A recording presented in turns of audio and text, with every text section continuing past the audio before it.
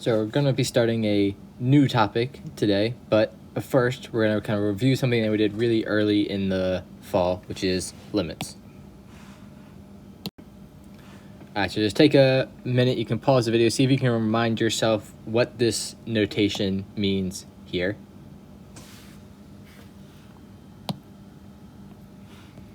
Alright, so what does this notation mean? I already used the word limit. Alright, so this is the limit of f of x, alright, whatever function is there as x gets close to a. And when we were talking about this before, we're kind of saying what happens to our function as our inputs get close to that number, right? Or our outputs getting close to anything. All right, so that's the old limit notation, all right, just as a kind of reminder, all right, what it looked like and what it meant. I will do a couple examples like we did it before. All right, so the first way we saw to do limits, all right, if we want to find the limit as x approaches 0 of sine of x over x, well, the first thing to notice right away is I can't just plug 0 into this equation. All right, normally if you can just plug it in, you plug it in, that's your answer. But if I try to plug in 0, I get a problem because I would be dividing by 0. All right, so I need to figure out some way to figure out what's happening to this function when I'm getting close to 0 because I can't plug in 0 itself. And the very first way we saw how to do this was using a graph. All right, so with this graph, I can see what happens as my x values are close to 0. So my x values are close to 0. I'm in this kind of region here. And if I look at what's happening in to my function in this small region around 0, I can see my y values are getting stuck in that little box right around 1. So we said earlier in the year that this limit was equal to 1. As my x values get close to 0, all these y values are getting close to 1. Right, so that was the first way we learned how to evaluate limits, and then we started doing some stuff using algebra. Oops. All right, so we had a lot of examples that looked like this.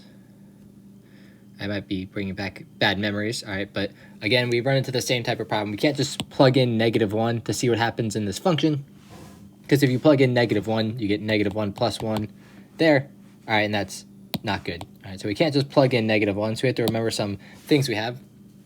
All right, I'm going to do this kind of quickly just as a kind of reminder of what we did, but the good news is in a little bit we'll be able to do something different and not have to do this again. So what we did before is we took the top and bottom of this and multiplied it by this expression, and you might also remember this was called the conjugate.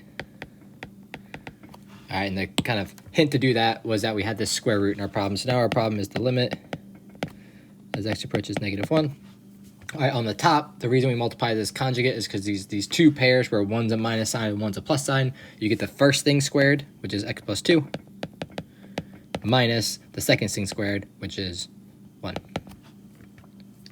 And that's going to be over, right, x plus 1 times that bottom. I don't want to multiply this bottom out because the whole idea is to get rid of that x plus 1. Right, doing a little bit of simplifying. X plus 2 minus 1 is x plus 1.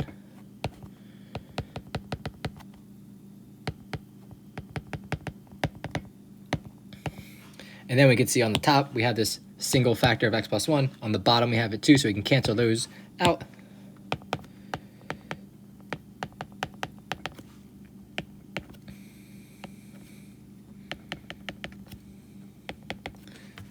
And we got rid of the bad thing that was happening, this plus 1. So now we can plug in -1.